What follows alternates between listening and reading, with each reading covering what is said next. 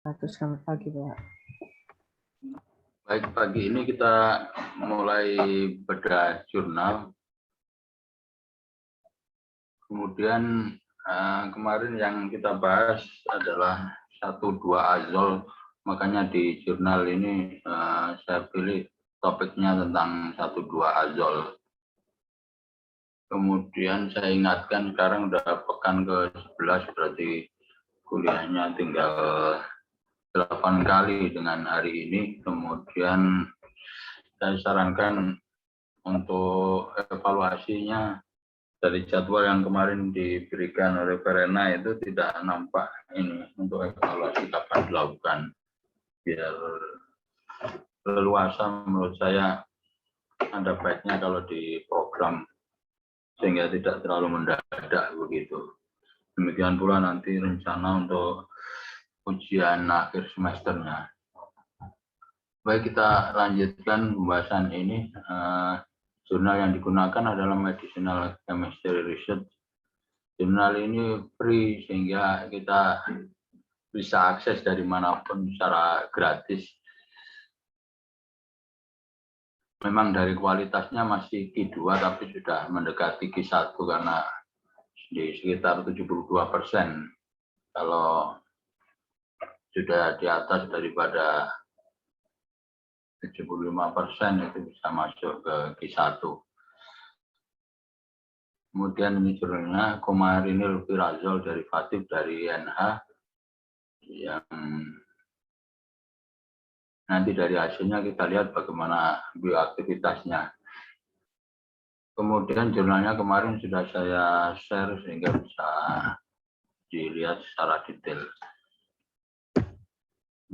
Cuman saya nggak membahas 100% daripada jurnal ini karena membutuhkan waktu yang panjang.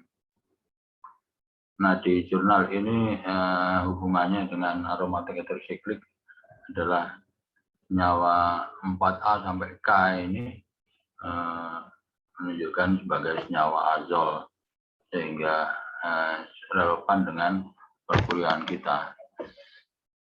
Kemudian skema 1 yang ada ini dituliskan seperti ini.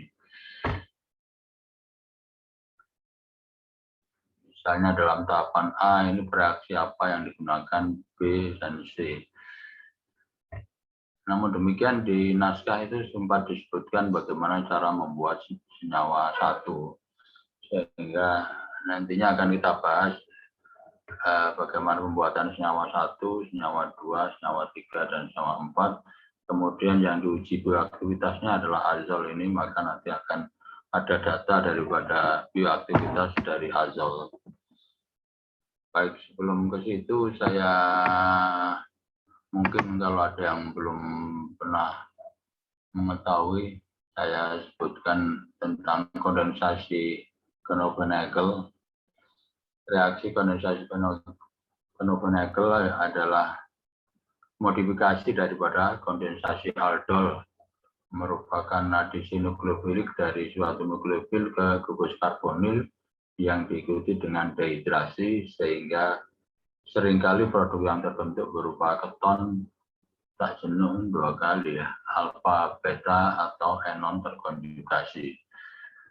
Sebagai contoh ini adalah ini, kalau yang aldol itu cukup aldehid kemudian direaksikan dengan larutan NaOH atau larutan KOH, maka akan diperoleh hasilnya berupa aldol. Nah, yang di sini untuk yang Knoevenagel tetap ada disebutkan di sini ada gugus karbonil sehingga bisa berupa aldehid atau keton. Kemudian di sini ada sebagai nukleofil. Nanti akan kita lihat beberapa contoh. Salah satunya di sini adalah berupa dietil malonat. Kemudian prinsip bagaimana yang aldol ini bisa berperan sebagai elektrofil, maka satunya adalah berperan sebagai nukleofil. Dalam kondensasi aldol, reaksi antara basa dengan aldehid atau keton menghasilkan nukleofil yang selanjutnya bereaksi dengan aldehid atau keton itu sendiri yang berperan sebagai elektrofil. Dalam contoh yang pertama ini diatil malonat dengan adanya piperidin bisa berperan sebagai basa, akan mengambil atau bereaksi dengan hidrogen dari karbon yang di sini karena ikatannya lemah diambil 2 gugus karbonil, sehingga dari pasangan elektron bebas N ini akan berikatan dengan hidrogen. Nanti detailnya akan dilihat di slide yang berikutnya. Kemudian setelah itu menjadi nukleofil, menjadi bermuatan negatif, ini akan bereaksi dengan aldehid. Kemudian kita dapatkan berupa yang di sini awalnya ada 1 hidrogen yang sudah berikatan dengan aldehid ini. Kemudian disertai dengan dehidrasi, akhirnya sesuai dengan judulnya ini kita dapatkan suatu senyawa karbonil yang tak jenuh alfa beta. Di sini di Malaysia kurang lazim sebagai pelarut digunakan benzol. Benzol ini ya, bisa berupa campuran benzen dan toluene. Kemudian contoh yang kedua di sini ini sebagai nukleofil. Kalau ini nggak ada karbonilnya, namun demikian ini terikat dengan aromatik, sehingga nantinya kalau dapat ini menjadi muatan negatif sebagai nukleofil akan terstabilisasi oleh adanya resonansi dengan nggak mungkin resonansinya kalau ke dalam karena ya mungkin maksudnya ke sini ini pindah sini jadi negatif dan seterusnya. Ini sebagai basa larutan NaOH bereaksi dengan ini jadi air, kemudian elektron antara H dengan karbon diberikan pada karbon bisa jadi nukleofil, nantinya akan menyerang sini. Kemudian jadi alkohol, setelah itu dehidrasi sehingga terbentuk ini. Ini salah satu obat anti malaria. Ini untuk mekanisme reaksi contoh. Yang pertama tadi secara umum. Kemudian ini peran daripada piperidin adalah sebagai basa. Bereaksi dengan hidrogen dari karbon metilin sehingga ini menjadi sekarang mula N dengan H hanya 1, sekarang N dengan H ada 2. Kemudian bermuatan positif karena elektron valensi dari nitrogen berkurang dari 5 menjadi 4. Kemudian yang diatil malonat ini menjadi anion. Untuk yang sederhananya cukup ke sini aja. Elektron H dengan C diberikan pada karbon, jadinya adalah ini. Cuman di sini digambarkan keterlibatan daripada karbonil sehingga setelah ini pindah ke sini, ini pindah ke sini jadi ini. Jadi kalau yang lebih sederhana yang tadi saya sebutkan, ini ke sini, ini diberikan kepada karbon jadi ini. Kemudian agar jadi bentuk resonansi ini ya tinggal digeser aja, pindah ke sebelah sini ikatan rangkapnya, kemudian pindah ke sini jadi negatif. Kemudian kalau yang sebelah kanan ya yang ini tadi pindah ke sebelah kiri. Kemudian ini penulisan pasang elektron bebas untuk lebih cepatnya dibuat garis ini maksudnya sepasang elektron sehingga 2 pasang ya seperti ini. Ini juga sepasang elektron daripada nitrogen. Ini juga saya kira pasang elektron bebas dari yang di karbon ini dibuat seperti ini. Jadi kalau ada yang bertanya apa ini garis-garis itu maksudnya adalah seperti itu. Kemudian ini tadi setelah jadi nukleofil kita bisa pilih salah satu strukturnya atau langsung aja begini buat panah, kesetimbangan ditempatkan yang aldehid yang digunakan ini bereaksi.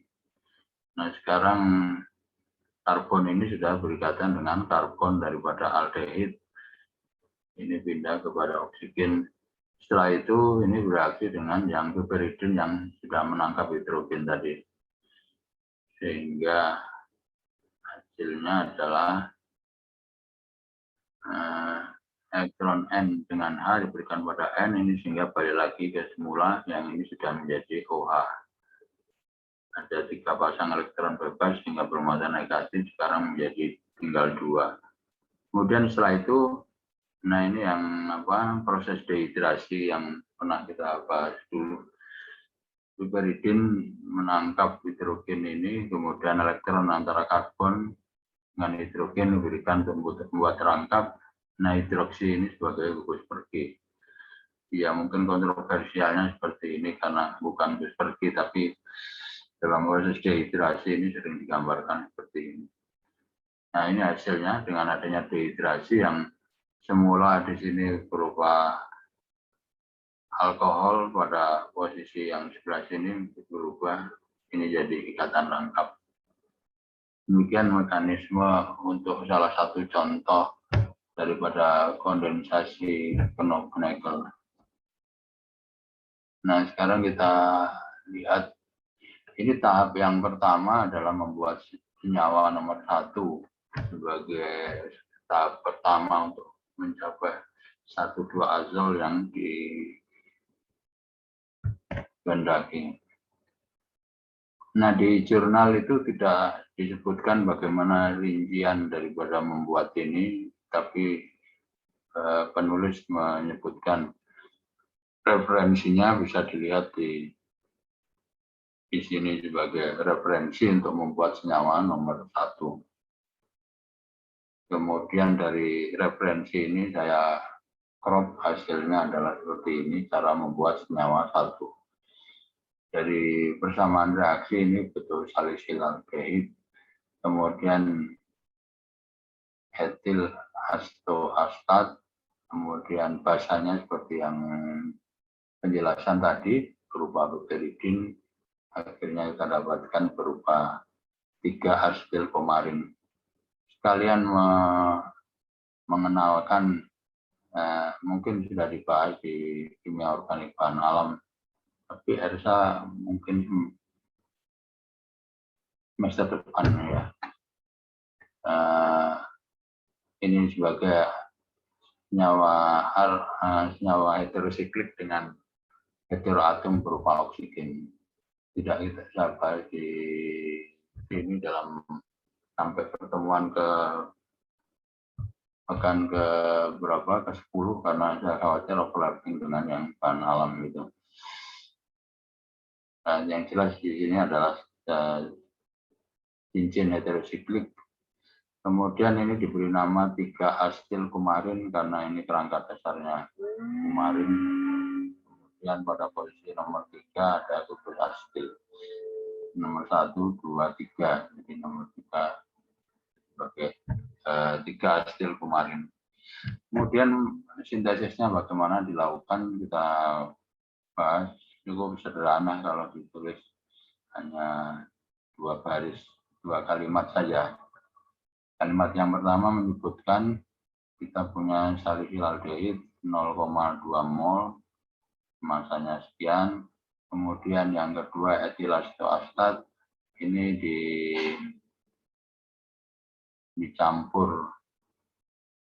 Kalau melihat ini berarti nggak ada ininya, nggak ada pelarut yang dilibatkan. Jadi karena salisilaldehyid ini cairan, kemudian etilastoastat kemungkinan besar juga berupa cairan.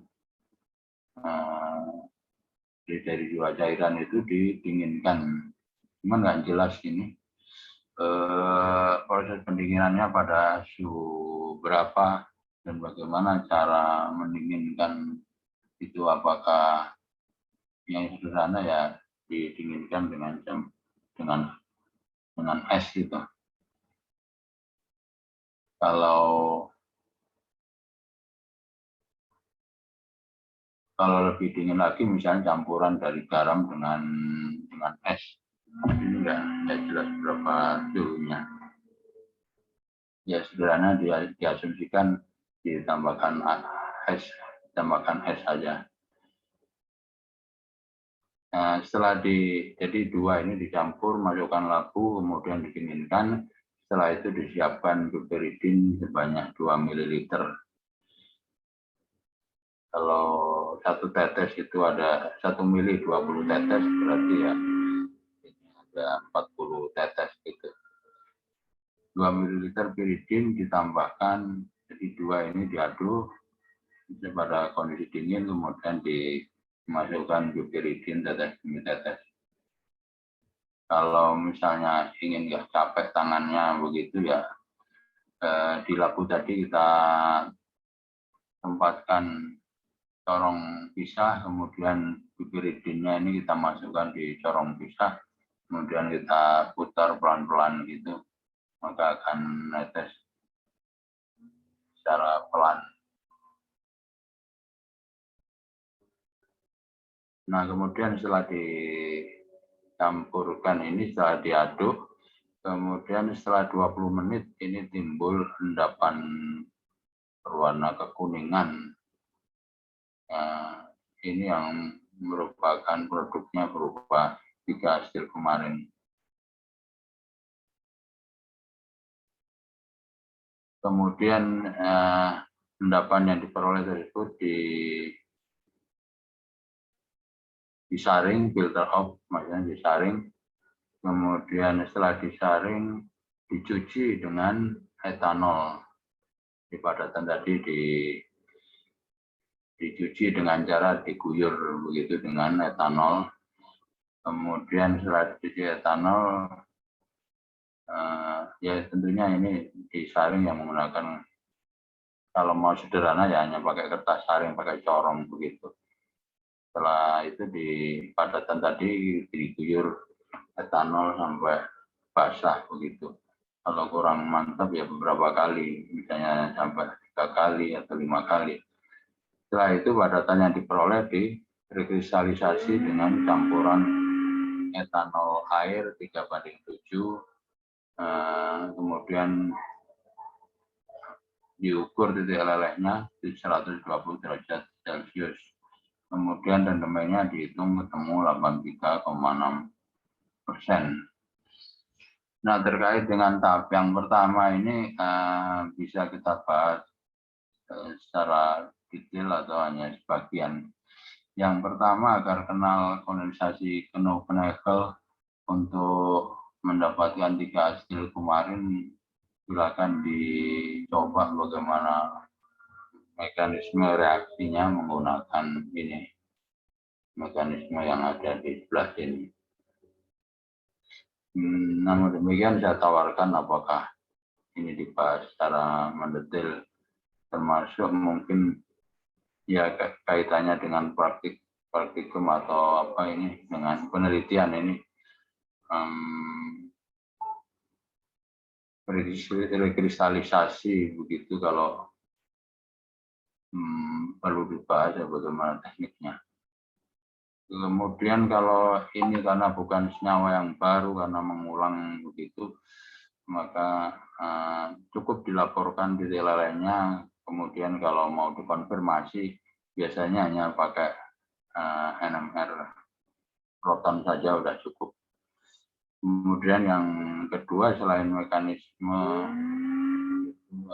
kristalisasi yang kedua, yang ketiga, kira-kira dapat berapa banyak sehingga rendemennya 83,6%.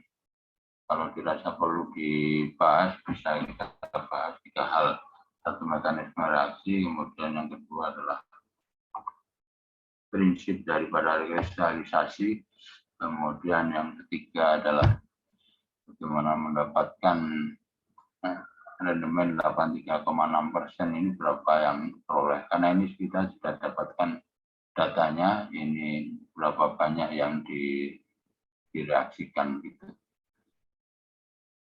Sehingga kita bisa tahu berapa persen. Di jurnal yang lain ini biasanya disebutkan tanpa menghitung berapa gram katakanlah, 83,6%, tergantung daripada format daripada jurnal ini. Di jurnal ini ya, seperti itu. Kemudian melting point itu titik leleh adalah titik atau suhu di mana sudah berubah dari yang semula padatan menjadi cair keseluruhannya. Semakin murni suatu senyawa, biasanya titik lelehnya ini tajam, hingga 1 angka saja. Tapi kalau agak kemurniannya sedikit berkurang begitu, biasanya ada kecenderungan berupa kisaran katakanlah 120 sampai 121 atau 119, 120. Kemudian kalau semakin kurang murni, rentang titik lelehnya makin lebar. Misalnya 120 sampai 125. Kemudian kadangkala titik leleh itu ditulis dalam kurung dekomposisi. Itu manakala kalau kita ukur itu tidak bisa mendapatkan itu tadi dari padatan ke cair. Kalau kita amati misalnya padatan tadi misalnya relatif besar, kita lihat di bawah mikroskop, kemudian mengecil tapi tidak meleleh, itu dianggap sebagai dekomposisi. Kalau kita amati nanti ya makin lama makin mengecil, jadi tidak meleleh tapi terdekomposisi. Karena ini tidak ditulis dekomposisi, berarti memang ini bisa meleleh. Dan demikian 3 hal: mekanisme rekristalisasi dan rendemen. Apakah 3-tiganya perlu dibahas atau enggak dibahas? Dari 3 itu mana yang perlu dibahas, karena bisa jadi membahas satu jurnal gini butuh 1 kali pertemuan, bisa jadi lebih dari 1 pertemuan. Dari 3 itu apakah dibahas semuanya atau dibahas 1, dibahas 2 atau dibahas 3? Silakan pendapatnya.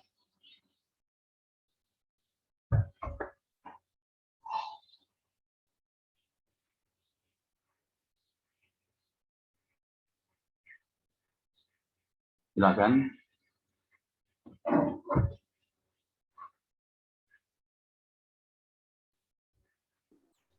Dibahas semua tidak apa-apa, Pak, kalau menurut saya.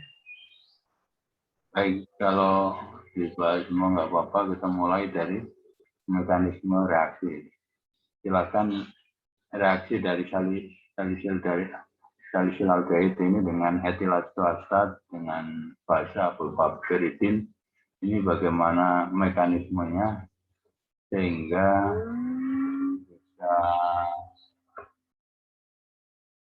bisa diperoleh berupa 3 hasil kemarin dengan mekanisme seperti ini.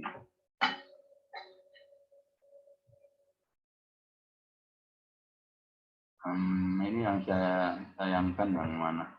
Ini dulu di senyawanya di bersamaan reaksinya ditulis, kemudian setelah itu kalau mekanismenya bisa lihat yang di sebelah sini.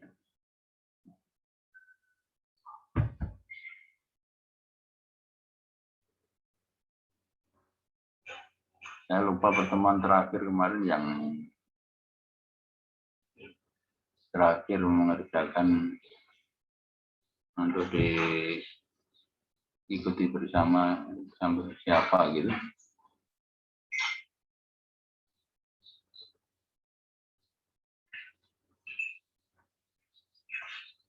Ya mungkin kalau HP-nya dipakai untuk moto, bisa juga di foto ini kemudian diterapkan.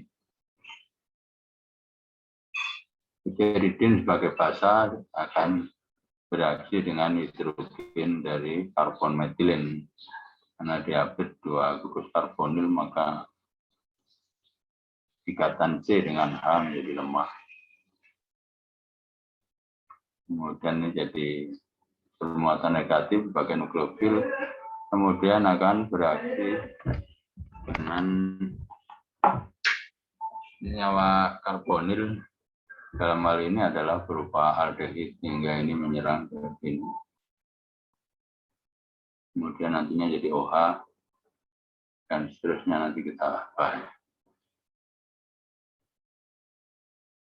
Yang nanti saya minta pertama adalah piridin berinteraksi dengan ini jadi nukleofil, setelah itu bereaksi dengan aldehid. Sampai itu aja.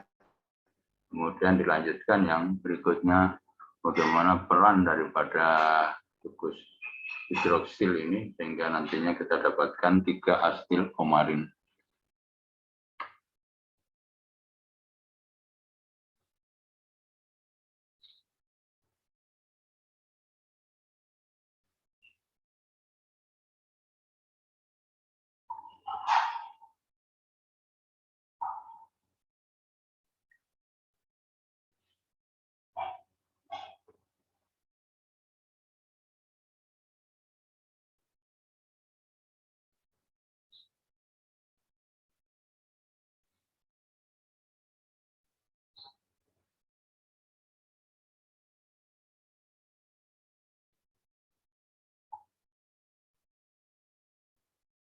Ya, kita mulai dari RSA dulu untuk tahapan yang berakhir dengan sampai dengan aldehyde.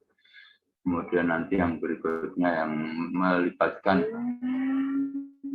destruksi ini yang IPA.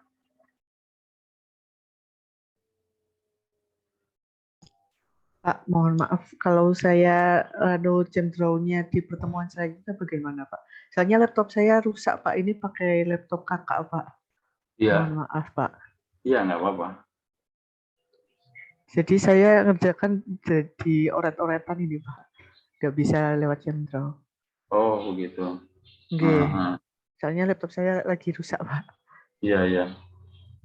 Oke, Kalau mohon gitu maaf. IPA aja mulainya, kemudian nanti dilanjutkan oleh Verena ketika berinteraksi dengan gus hidroksil. Kebetulan tahap awal ini relatif sama.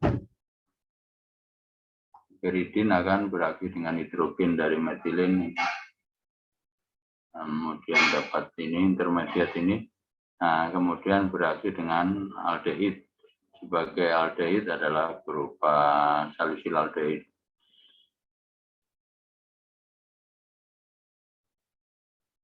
Sehingga nantinya sampai di tahapan yang di sini. Nah, berikutnya nanti Verena keterlibatan daripada aldehyde yang ada sehingga bisa bereaksi dengan gugus ester sehingga terbentuk kumarin.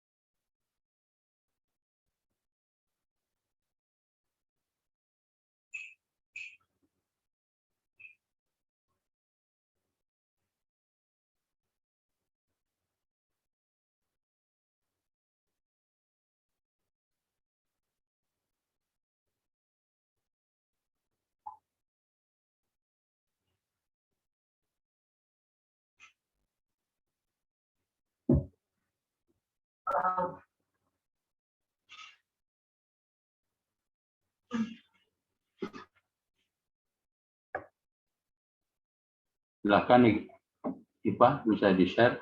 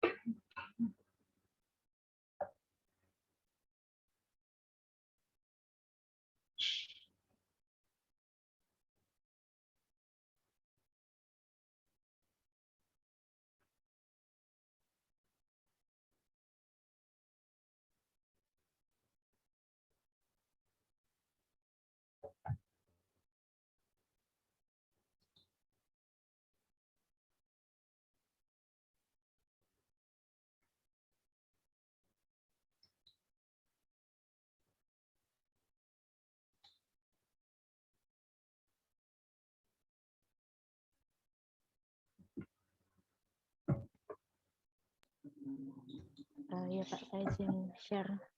Iya. Ya, saya.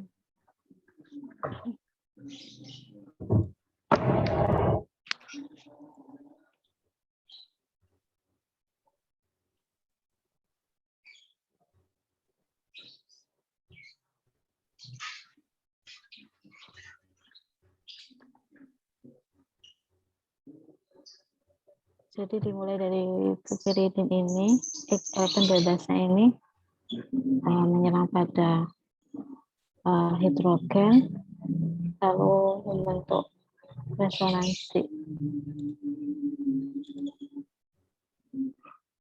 Iya. Cuman yang piperidin itu yang di atas panah timbangan ditulis negatif ya. Maksudnya hasilnya adalah garam itu, kation itu ditambah anionnya yang bagian bawah. Ya, oke. Baik, berikutnya direaksikan dengan salisilaldehyid. Buat panah dari itu aja biar nggak terlalu, mungkin panah ke kiri aja barangkali ada, biar agak mengirit tempat. Dia bisa juga kecilkan.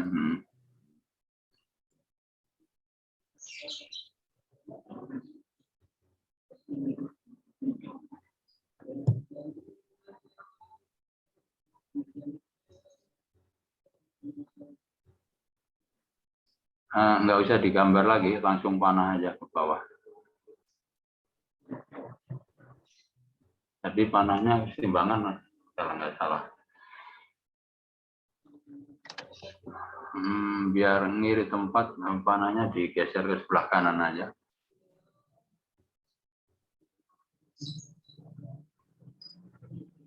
Ya, sedemikian rupa agak cukup ininya kurang ke bawah agar salisilaldehyidnya itu bisa cukup digambar samping panah.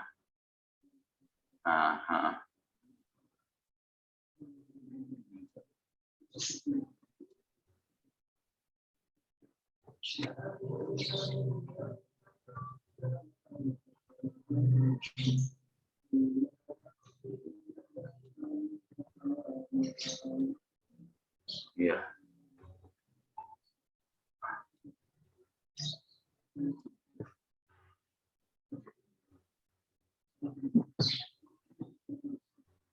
Karbonilnya dinampakkan ikatannya, karena nanti yang dituju adalah reaksi dengan karbonil.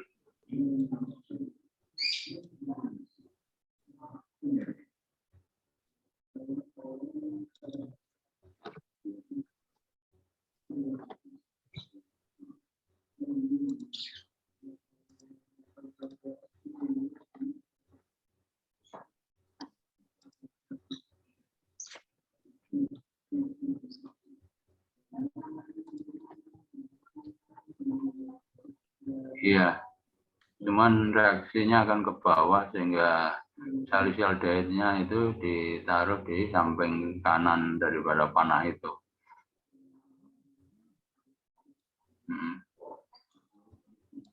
Iya.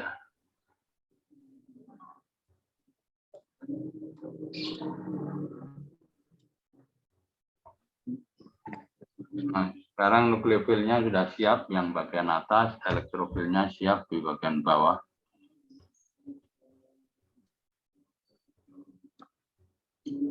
Dari ikatan rangkap ini, Pak. Iya, karena cuman dimulainya dari oksigen itu.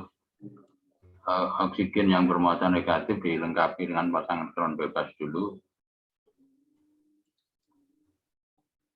Iya. Nah, mulainya dari situ. Untuk ikatan rangkap.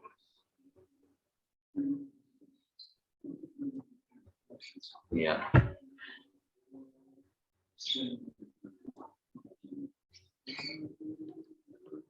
Satu lagi agar karbonnya elektron valensinya masih 4, kalau gitu nanti jadi 5.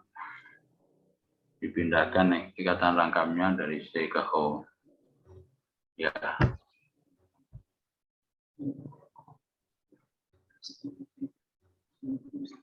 Nggak apa-apa, sementara tadi kayak gitu aja, nanti disempurnakan. Oke, sudah bagus.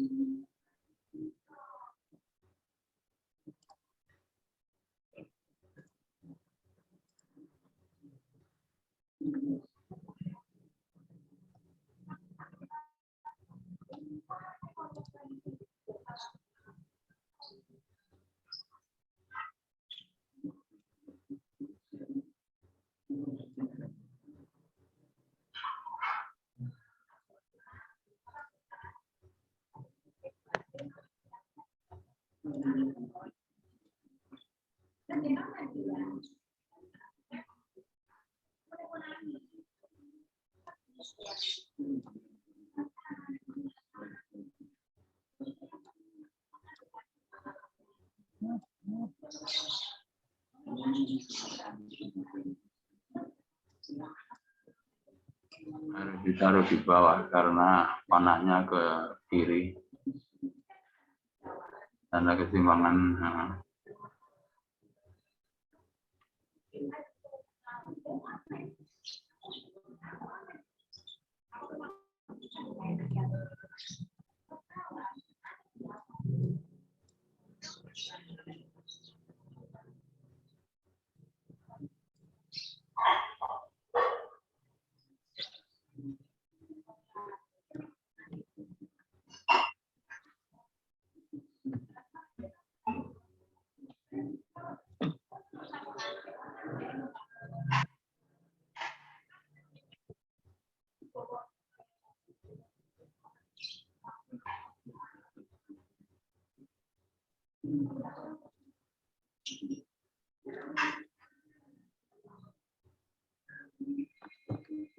Ada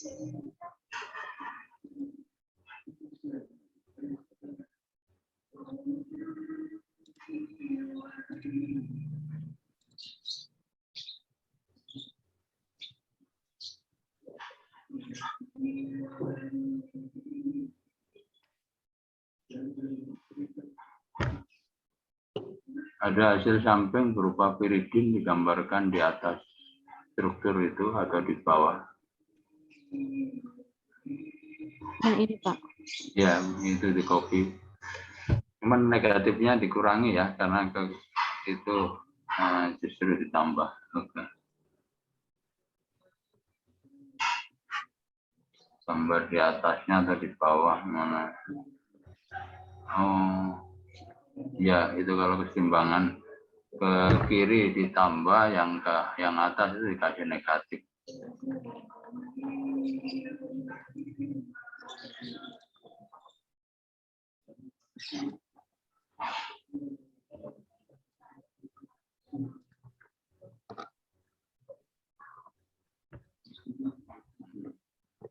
Nah, untuk stoikiometrinya agar pas, hukum kalan masanya pas, hasil reaksi yang paling kiri sendiri itu perlu ditambah piperidin.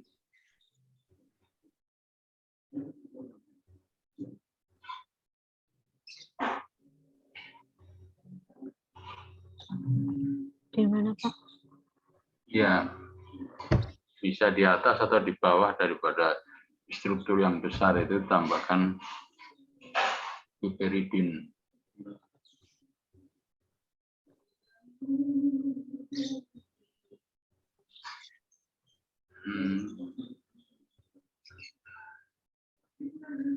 Nah, di atas itu atau di bawahnya.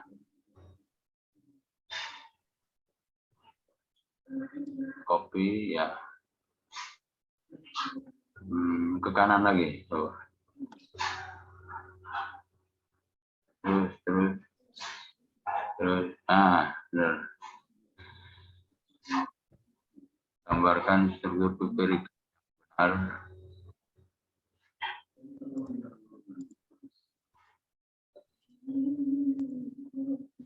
Ya. Pasangan elektron bebas nitrogen.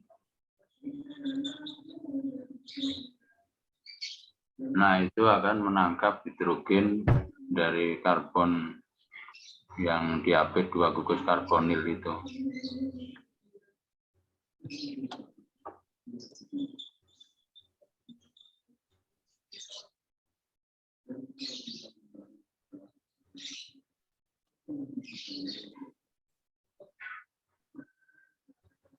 Lurus juga boleh kalau mau.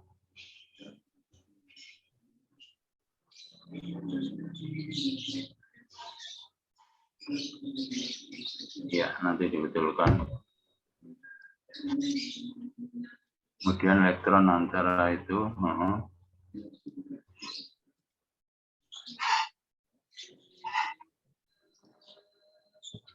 dipakai membentuk ikatan rangkap C dengan C yang ada OH-nya.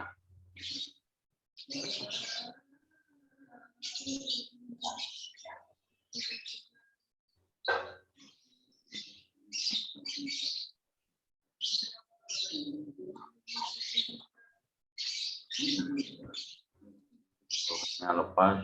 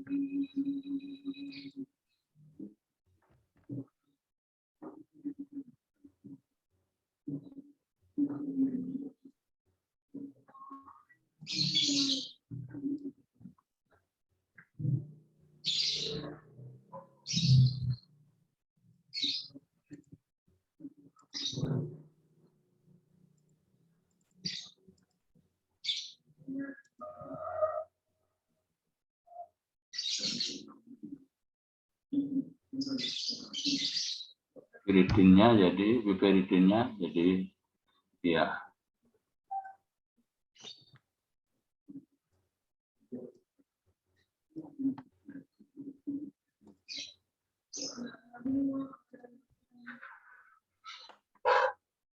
Masih ada lagi air, berarti yang panah ke bawah, yang ke kiri itu diberi minus H2O.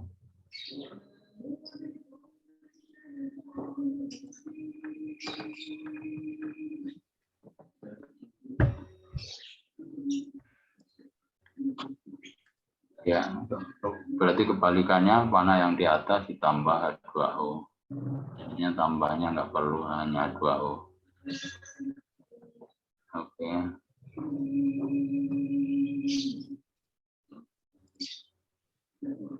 Terus yang ke atas lagi ada keseimbangan yang ada salisialdehid itu.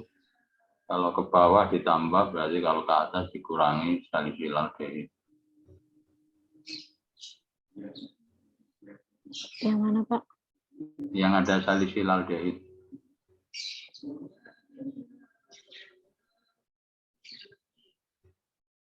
Ya ini terus. Salisialdehid. Baris berapa? Terus ke kanan. Kanan lagi, nah naik lagi. Nah itu kan salisialdehid. Kalau ke bawah tambah salisialdehid, kalau ke atas berarti dikurangi salisialdehid.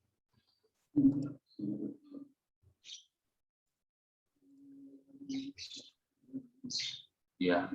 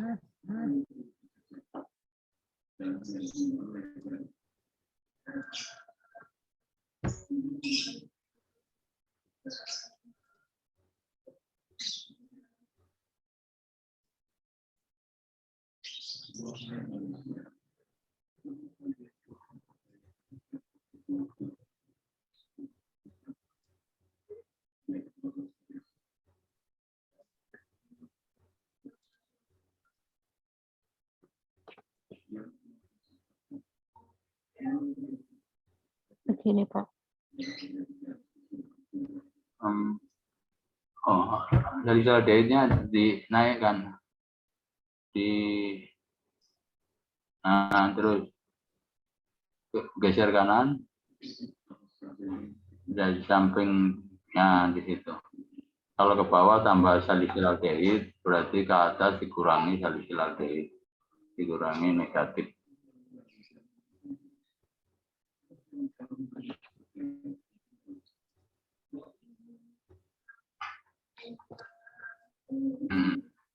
Terus yang ke bawah itu yang ada, oh iya, ya. Saya kira demikian sudah selesai. Kita dapatkan ikatan OH-nya kan lepas yang paling kiri sendiri, karena sudah lepas air.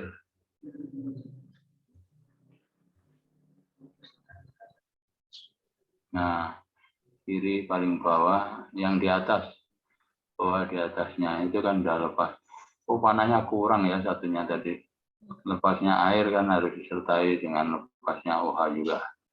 Iya, oke. Sehingga di situ nggak ada.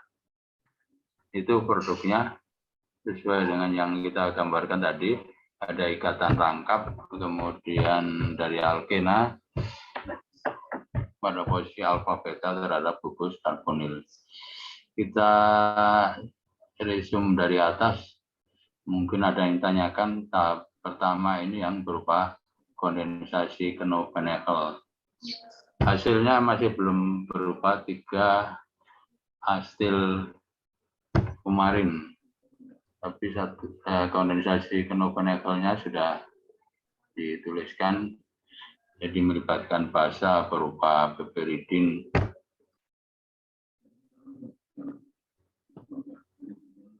Mungkin ada pertanyaan dari sini yang nantinya ini kalau sudah selesai bisa dilanjut oleh Verena. Bagaimana bisa jadi 3 stil kumarin. Yang di atas dari struktur paling kiri bawah itu ada gugus ester. Nah, seperti biasa turunan asam karboksilat, reaksi yang menonjol adalah substitusi nukleofilik. Dalam hal ini nantinya yang berperan sebagai nukleofil adalah gugus hidroksil yang ada di struktur itu, yang ada di bagian agak bawah itu. Kemudian seperti biasa substitusi nukleofilik ada mekanisme 2 tahap, yaitu adisi plus eliminasi.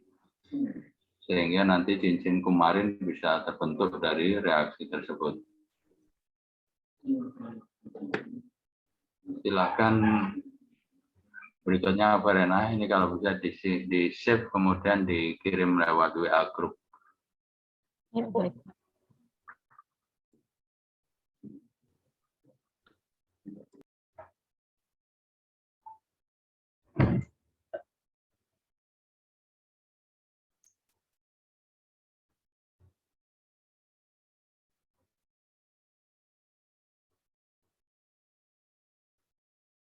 Sekarang udah 7:59.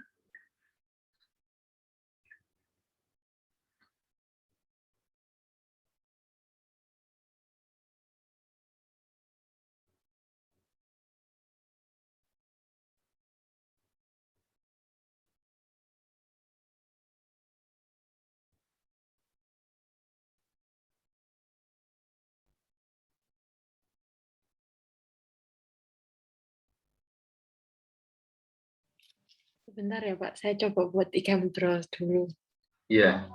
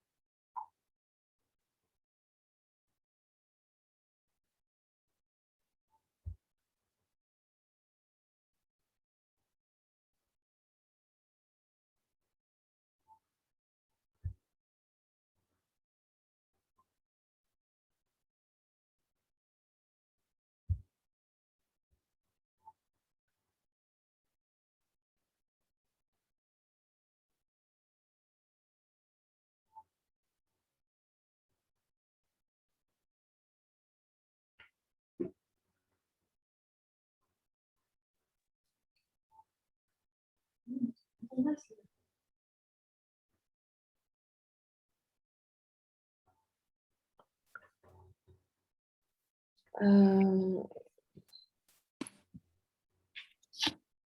boleh tahu, Pak Mardi tadi reagennya apa Pak untuk reaksinya yang ini substitusi nukleofiliknya?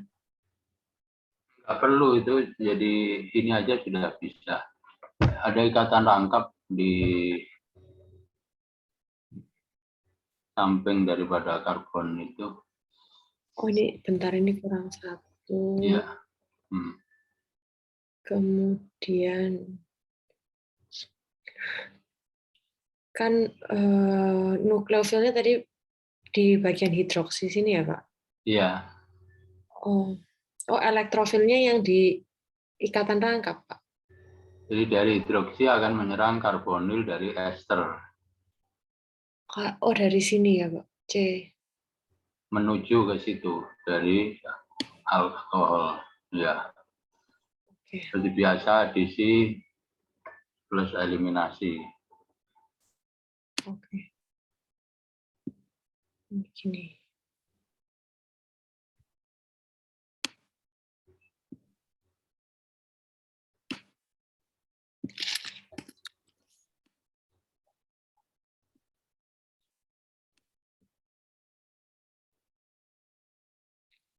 Oh berarti, oke Pak, bentar saya ganti berarti gambarnya.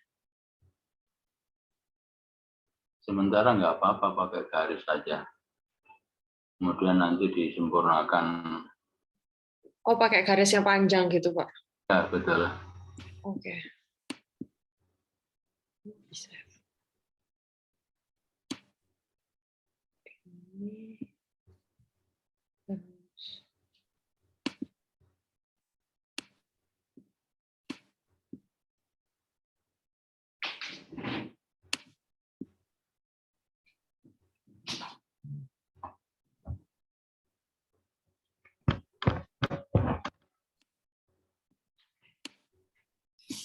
Iya.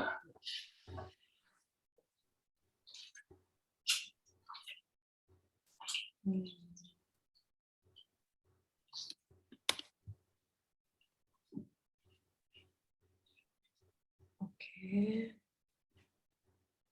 Ini masih OH ya Pak? Iya. Kemudian ininya satu. O-nya minus. Ini plus. Ini ya Pak? Iya. Kalau bisa O dengan H dinampakkan ikatannya. Oh. Iya.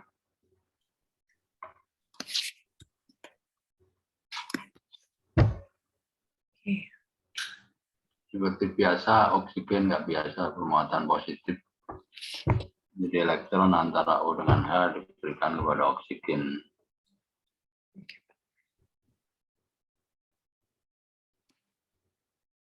Ya.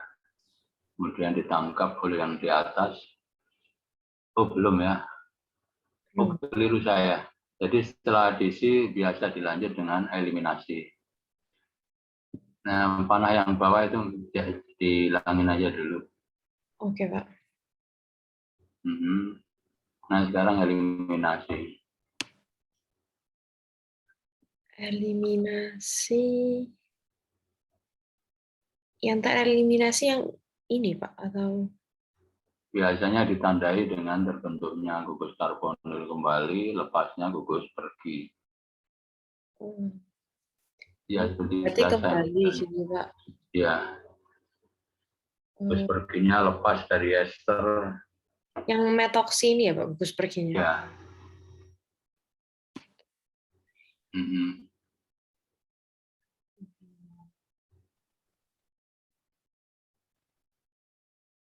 Ini ikatannya boleh saya pendekin nggak Pak?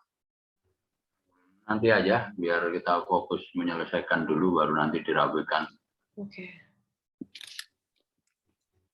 Sebetulnya bisa sih kalau langsung.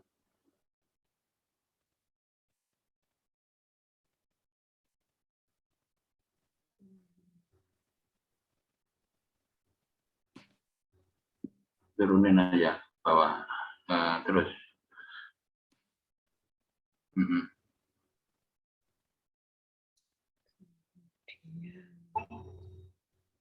Ini O.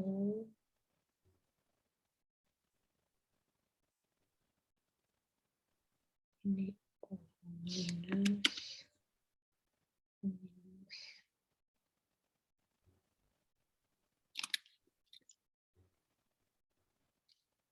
Ada terus ini menyerang hidrogen ya, Pak? Iya.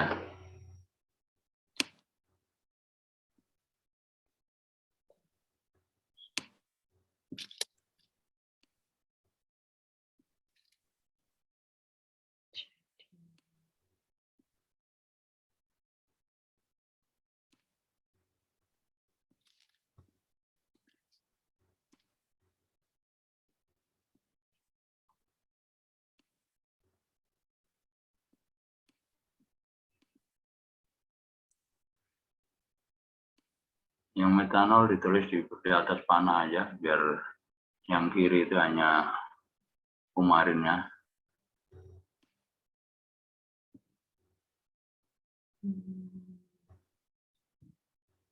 Ini O.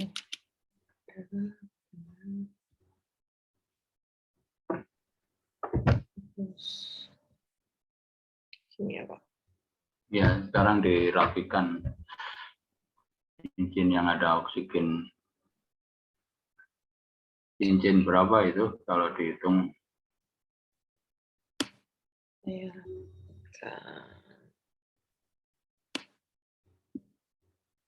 Saya kasih nomor aja kali ya, Pak Dodo. Iya.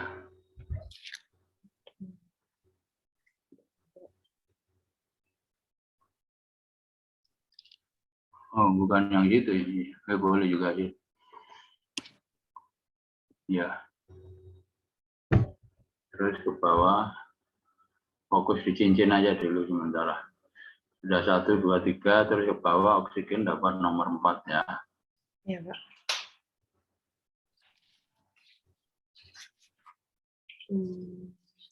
Berarti Belum selesai cincinnya.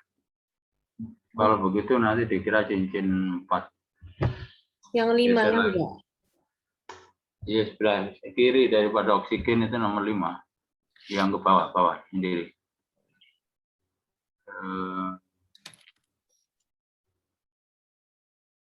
Yang ini, Pak, langsung. Yang meter ini, Pak. Terus ke bawah. Ini. Itu 6 itu. Yang Bawahnya ini. lagi. Nah, jadi kita fokus di cincin itu. 1, 2, 3, 4, 5, 6. Oh, yang 6. Oke, Pak. Nah, yang bawah coba, yang di gambar bawahnya sendiri buat katakanlah cincin itu dibuat yang sudah ada aja itu, yang sebelah kiri buat 1 sampai 6. Yang ini kan, Pak, yang salah. Oh, boleh.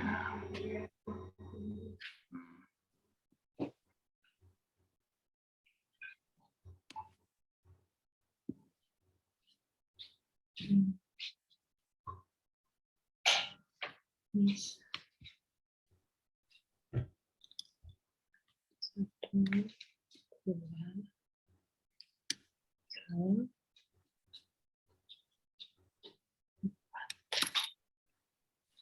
Oke, berarti ini.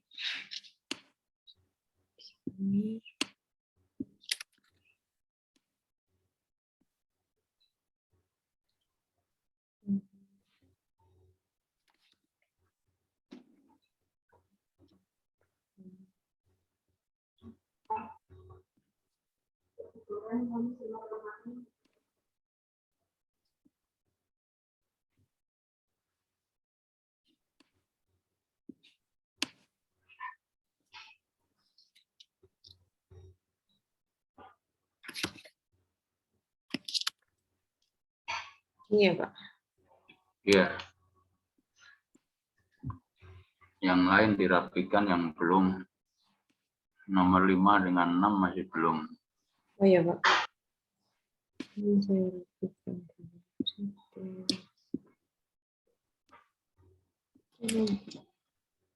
nggak apa-apa lah gitu sementara. Oh ya, coba. 5.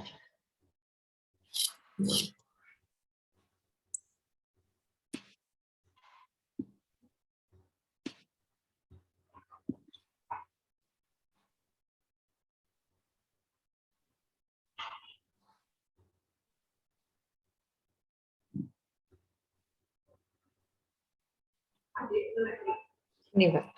Ya, yang atas dengan yang bawah apa bedanya? Yang Bedanya barusan. 2 lebih rapi, Pak. Iya, sehingga tanda panah itu nggak Oh, perlu yang di atas. iya, Pak. Kalau Jadi, panah menunjukkan senyawa yang berbeda. Diganti sama dengan aja. sama dengan ya, Pak. Oh iya, oke.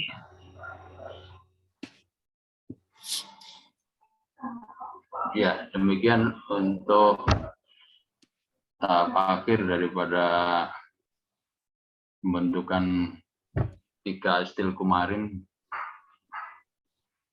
Ada yang ingin ditanyakan?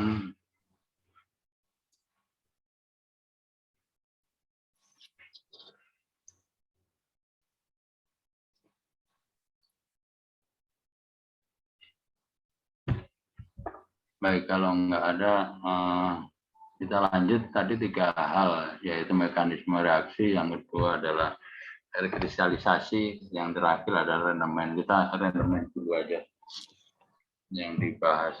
Mungkin Arsa, karena nggak perlu gambar, bisa jelaskan jam 8.15.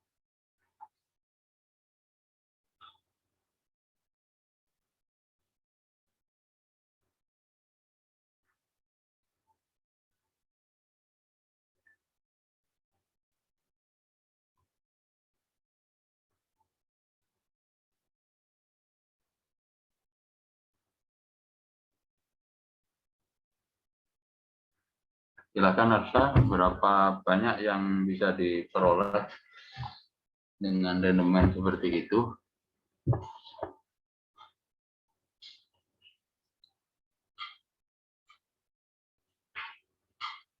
rumusnya itu kan berat yang diperoleh dibagi yang digunakan kali 100% kan ya Pak? Di salicylaldehyde yang di ini PowerPoint saya sudah kelihatan atau belum ya? Belum Pak. Belum. Saya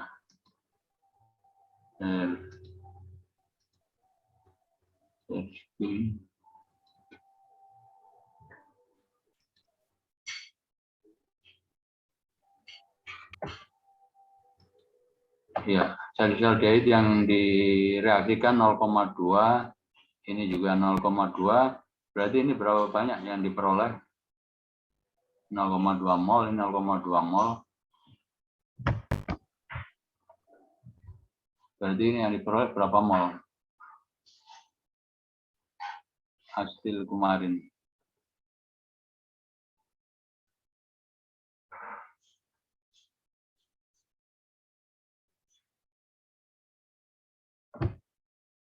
Berapa mol, Ersa? Secara teoritis 0,4. 0,2 berarti Iya. dengan 0,2, maka di sini akan diperoleh 0,2 juga. iya 0,2 mol. Jadi secara teoritis 3 hasil kemarin juga diperoleh sebanyak 0,2 mol. Kemudian kita perlu ini apa? Masa relatif daripada hasil kemarin. Bisa buka internet sehingga bisa diketahui berapa MR-nya atau dihitung manual, karbon berapa, hidrogen berapa, oksigen berapa, begitu. Alternatif yang lain kalau yang punya Chemdro, dari situ bisa didapatkan berapa MR-nya.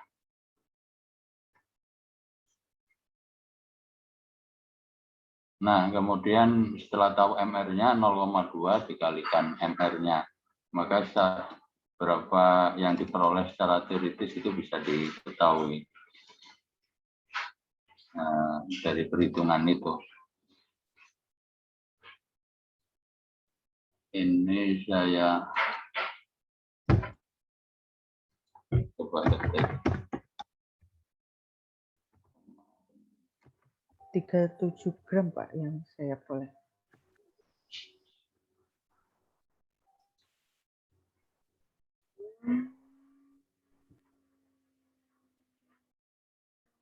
Ini 188,18 kalau ya. 188,18. Balik ke yang tadi.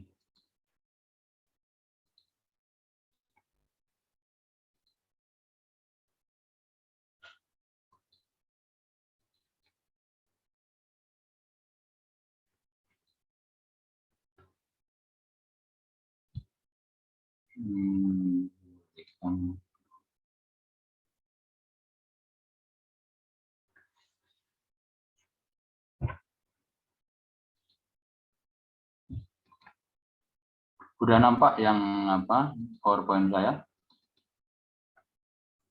Belum ya?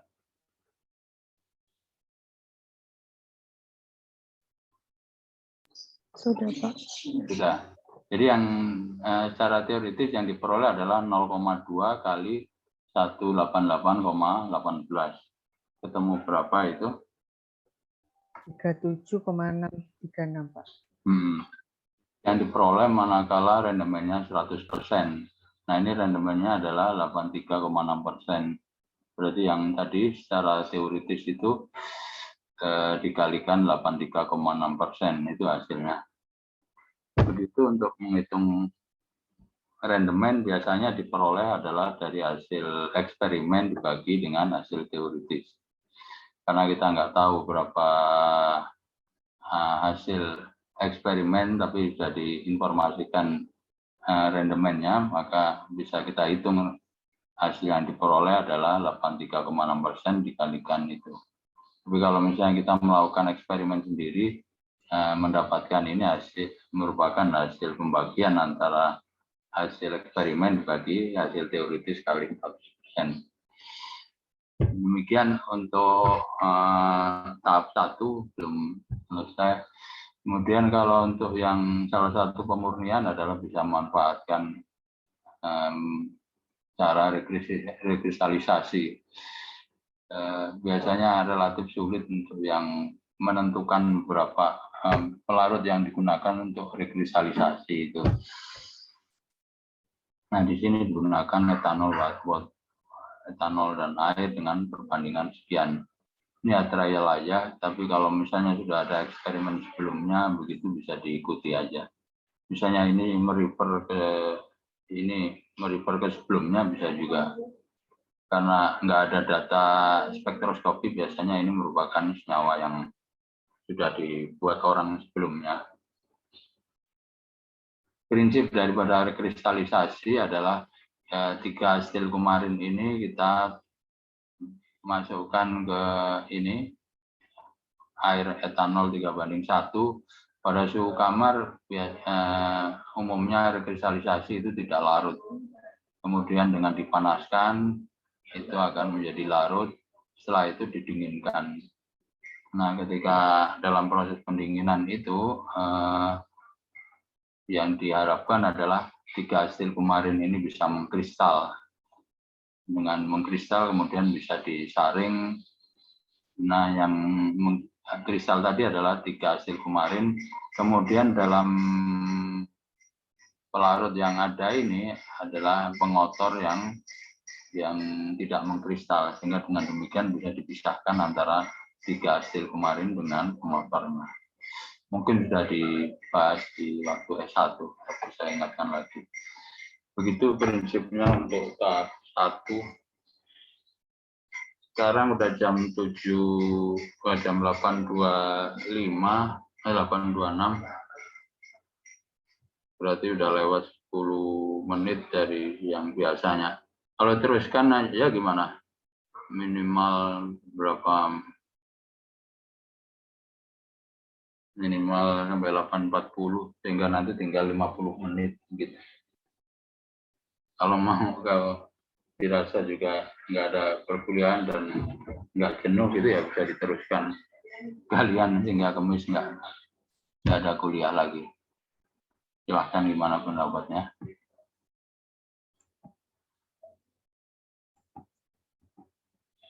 Ya, kita masih sampai di T1. Mau lanjut T2. Setelah senyawa 1 ini diperoleh, kita reaksikan sehingga menjadi ini bereaksi yang digunakan menggunakan aldehid aromatik, kemudian tetap menggunakan piperidin sebagai basa, kemudian digunakan normal butanol sebagai pelarut.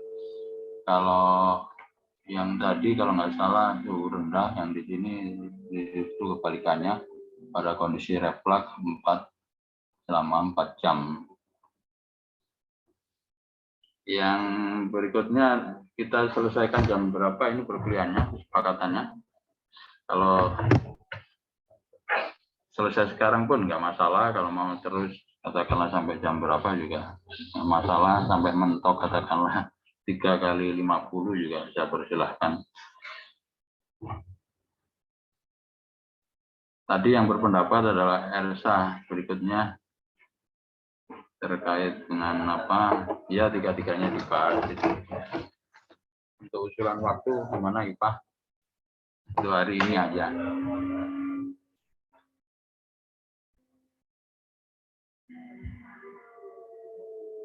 Kalau boleh lanjut hari Kamis aja, Pak. Iya. Berarti ini kita selesaikan 8.30 gitu aja ya. Karena udah 8.28. Tinggal nanti yang hari Kamis 1 jam.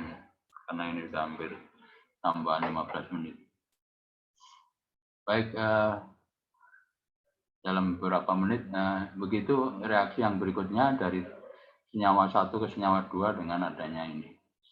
Kemudian reaksi yang terlibat adalah hampir sama sebetulnya, tapi senyawanya berbeda. Kalau ini tadi antara dietil malonat dengan aldehid sebagai kondensasi Knoop-Nagel. Nah, yang di sini adalah kondensasi Claisen-Smith, yaitu kondensasi aldehid aromatik, sebagaimana tadi disebutkan di awal dengan tulisan B tadi, aldehid aromatik dengan aldehid atau keton alifatik dengan adanya basa atau asam membentuk aldehid atau keton tak jenuh alfa beta. Nah, yang basa digunakan tadi adalah berupa piperidin. Ini contohnya kalau basanya adalah berupa hidroksida. Kemudian syaratnya tadi kan yang satu berupa aromatik, yang satu adalah berupa aldehid atau keton yang alifatik. Ini kebetulan contohnya dua-duanya aromatik. Nah, yang basa ini akan mengambil hidrogen daripada karbon alfa terhadap karbonil. Jadi nukleofil setelah itu menyerang, hampir sama dengan tadi, akhirnya ada ikatan rangkap. Kemudian contoh yang lain adalah ini, kalau ini cocok dengan definisi di atas. Ini yang non aromatik, yang di sini aromatik. Pertama terbentuk nukleofil menyerang elektrofil jadi aldol. Kayak tadi ada dehidrasi karena di karbon samping karbon beta ini ada fosfenil memudahkan untuk dehidrasi sehingga ini jadi ikatan rangkap terkonjugasi dengan karbonil. Begitu sebagai pengantar untuk menuju ke yang senyawa T2. Nah, ini A tadi menggunakan aldehid aromatik, bahasanya pakai ini. Ini prosedurnya sudah saya ambil dari referensi yang lain karena di jurnal itu tidak ada. Kemudian di sini divariasikan dari aldehid aromatik, R-nya yang pertama berupa H, berarti digunakan benzaldehid. Ininya berupa H. Yang kedua berarti para metoksi benzaldehid, di sini ada gugus metoksi. Dan seterusnya yang ketiga adalah para kloro, sehingga dapat 2A sampai K itu maksudnya begitu. A, B, C, D, E, F, G, H, I, J, K gitu. Kemudian yang berikutnya saya garis besar aja. Setelah 2A sampai K ini berhasil dilakukan brominasi, ikatan rangkapnya ini bisa teradisi. Kemudian yang terakhir adalah yang terkait dengan azol, itu direaksikan dengan isonikotinid acid. Kemudian dengan TA, pelarutnya etanol, direfleks selama 12 jam. Misalnya 3A di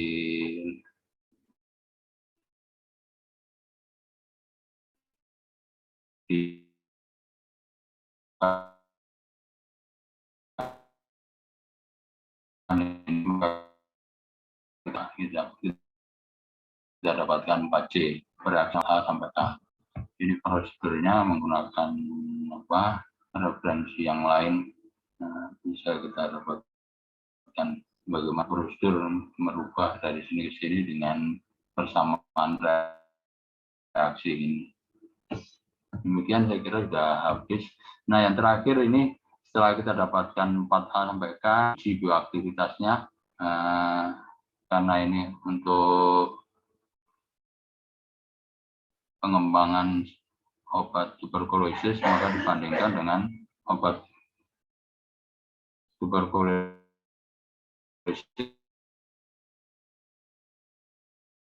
komersial yang biasa dimakan, yang 4I ini yang paling bagus antara 4A dengan K.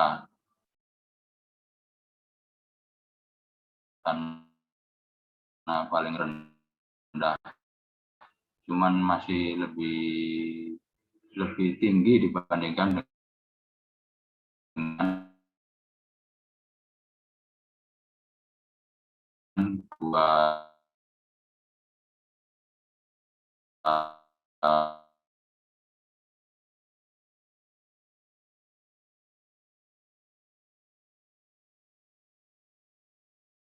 obat